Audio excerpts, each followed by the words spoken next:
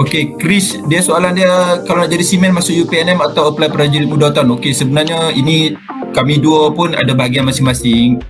Seaman ni pegawai pun ada, bukan pegawai pun ada. Jadi kalau masuk UPNM boleh jadi pegawai seaman. Kalau masuk prajurit muda pun boleh jadi seaman. Macam Kok Sen ni dikira seaman lah. Dia seaman, dia ada banyak cabang dan mungkin Kok Sen boleh cerita sikit cabang-cabang seaman yang di kalangan lain-lain pangkat. Okey, untuk cawangan seaman lah dalam level pangkat ataupun kelasi lah, lebih mudah kita panggil kelasi. Kalau dalam level term seamanship kita akan panggil seaman lah. Okey, dalam tu kita ada anggota bercawangan daripada peperangan, parah permukaan, dia ada PBK, PBS, kemudian kita ada radio, komunikasi punya anggota. Kita ada juga anggota seaman daripada cawangan-cawangan yang macam pernah tuan highlight dalam video lepas kan. Kita ada radar, kita ada komunikasi, ada juragan sendiri sebagai seorang seaman. So untuk macam soalan daripada Chris ni, kalau UPNM automatik akan jadi seorang pegawai. Kalau prajurit muda ni automatik dia akan jadi anggota lain-lain pangkat, anggota yang di pangkat bawahan lah, untuk bertugas sebagai seaman ni. Waalaikumsalam. Macam mana nak sebut nama dia ni Okeylah, untuk soalan Atirah, saudara kita ni, Atirah ke? Boleh tu. Susah juga nak sebut ni. Tak apa tu. Semasa rekrut aktiviti dijalankan. Okey, semasa rekrut banyak aktiviti dijalankan. Tapi dia punya target dia nak mengubahkan kita punya attitude dari seorang awam kepada seorang tentera. Itu yang memang dia punya main rekrut ni lah. Untuk aktiviti, kita ada aktiviti berkawat, kita ada kelas, kita ada sukan, kita ada berenang, kemudian kita ada merempuh halangan, kita ada aktiviti hutan, macam-macam.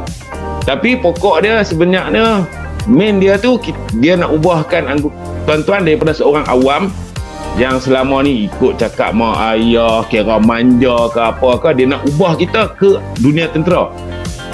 Sebab kita akan bekerja dengan tentera. Jadi dia di pusat latihan ni dia akan ubah kita lah, dia akan guide kita, dia akan ajak kita, dia akan didik kita menjadi seorang tentera. Okey, ni soalan perempuan pun boleh jadi seaman ke tuan? Okey, untuk pegawai ada kepakaran seaman sekarang dah makin banyak.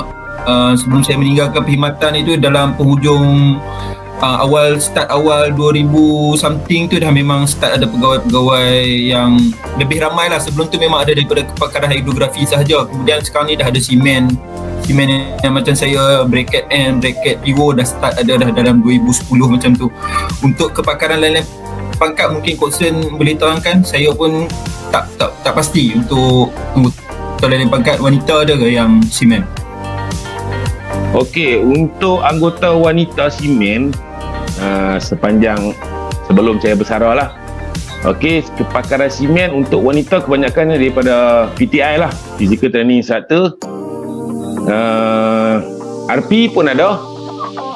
Salam tuan, selalu kepakaran selepas rekrut dibagi atau kena pilih sendiri? Okey, terlebih dahulu masa saya cerita pengalaman zaman saya lah. Zaman saya, dia tengok pada kita punya kelayakan akademik. Kalau kita masuk dengan SPM yang cantik, dia akan letakkan kita di kepakaran yang cantik.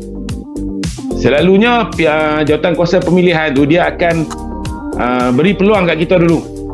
Sama ada nak pilih cawangan apa yang kita nak, ataupun mereka akan bagi kat kita. Contoh macam saudara masuk dalam SPM 1 tapi minta tugas pemandu.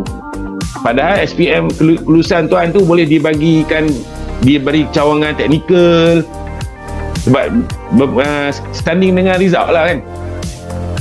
So nak kata bagi tu kebanyakannya dia akan tengok result akademik, kemudian mereka akan offer sama ada kita mau tak mau apa yang pihak pegawai pemilih tu bagi. Tak pusat latihan tu. Kiranya kita tak berminat dengan kepakaran tu, kita boleh apply kepakaran apa yang kita minat. Tapi kalau macam yang result akademik tinggi, yang cantik, nak mintakan kepada kepakaran yang agak biasa, agak rugi lah.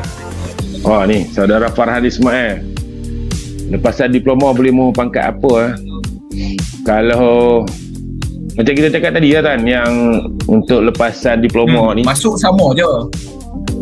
Sama boleh pilih nak masuk LLP boleh. Kalau nak Tapi lepasan diploma ni selalunya kalau LLP lah kita akan tolak pergi teknikal lah. Kebanyakannya dekat cawangan teknikal lah. Memang dia sebab dia punya taraf akademik dia kan, memang dia akan letak di kepakaran teknikal lah. Pangkat tak ada lagi lah pangkat di kalau LLP. Okey tuan-tuan. Untuk lulusan tuan-tuan tak akan terus tuan-tuan boleh lompat potong orang orang-orang lain. Kena ikut turn dia. Kena ikut turn. Okey, Assalamualaikum tuan. Kenaikan pangkat berdasarkan tengok perkhidmatan ke? Dia tak 100% lah. Ada time base, ada sampai satu tahap sebenarnya dia lebih kepada merit base. Kelayakan kita, macam yang saya explain sebelum ni, macam squad saya sekarang dalam perkhidmatan dah ada yang pakai Captain Navy lah ataupun Colonel. Jadi kalau saya duduk dalam Navy, saya tak akan pakai komando pun saya rasa. Jadi awal-awal tu kita macam naik nak sampai masa mula perkhidmatan, lepas tu ada yang laju, ada yang slow, dan kepakaran berbeza-beza juga memberi peranan dalam laju tak laju kita naik pangkat dalam perkhidmatan. Okey, untuk soalan saudara Muhammad Adam Idham ni, macam mana nak ambil Core Navy Divers? Okey, dalam tentera laut kita ada pasukan penyelam. Okey, dia dalam penyelam ni depa ada pusat latihan depa sendiri. Jadi jika seseorang anggota tu yang dah masuk, dah habis rekrut, dia akan diberikan trik cawangan.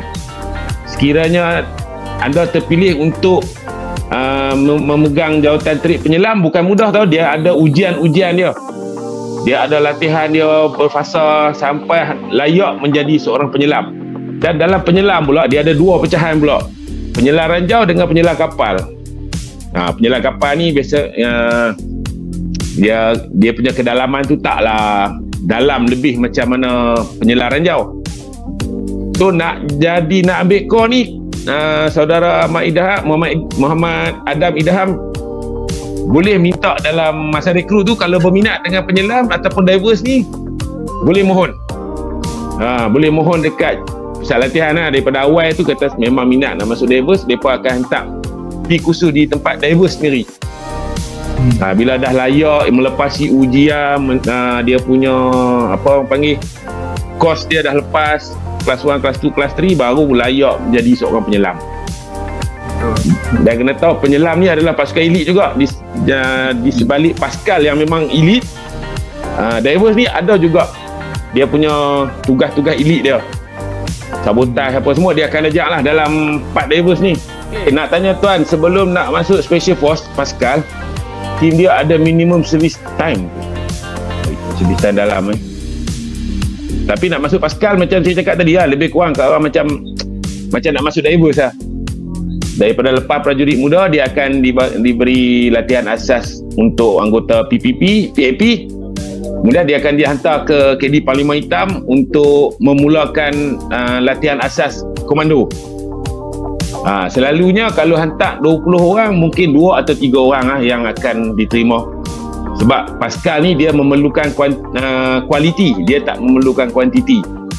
Jadi untuk jadi seorang Pascal ni banyak kriteria-kriteria dia yang perlu lulus.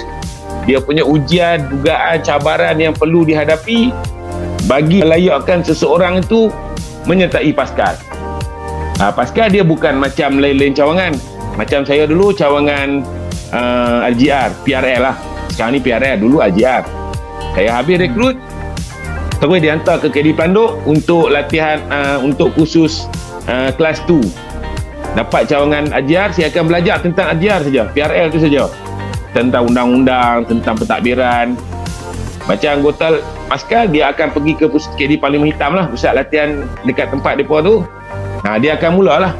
Dia punya ujian dia untuk melayakkan seseorang tu boleh masuk Pascal. Bukan mudah nak masuk Pascal ni, sebenarnya bukan mudah. Dia bukan macam trik lain, macam nak masuk daripada PRL, tak suka PRL boleh tukar pergi ke PTI, tak suka PTI boleh tukar pergi ke MT, PKM pemandu. Tapi Pascal penyelam dia tak boleh. Dia banyak dia punya ujian kelayakan untuk bergelar seorang Pascal tu. Okay, betul. Macam yang saya tambah sikit, bila tuan-tuan habis rekrut, tuan-tuan akan diberi kepakaran. Dipanggil kepakaran, tetapi Pascal ni adalah sub kepakaran. sub kepakaran adalah ada beberapa kepakaran yang dipanggil sub kepakaran, iaitu macam Pascal, kru pesawat, sekarang kita ada submarine. Jadi tuan-tuan kena lulus yang biasa dulu. Bila ada pengambilan Pascal, submarine akan keluar iklan di dalam perkhidmatan lah. Dia tak keluar lah macam sekarang ni ambil projek muda je. Siapa yang berminat nak masuk Pascal, hantar nama. Tuan-tuan nak hantar nama tu betul. Ada kelulusan juga, pegawai bahagian, ketua bahagian apa semua. Tak, bukannya aku nak pergi, aku kena pergi, tak. Elok, baru saya nak sebut soalan ni.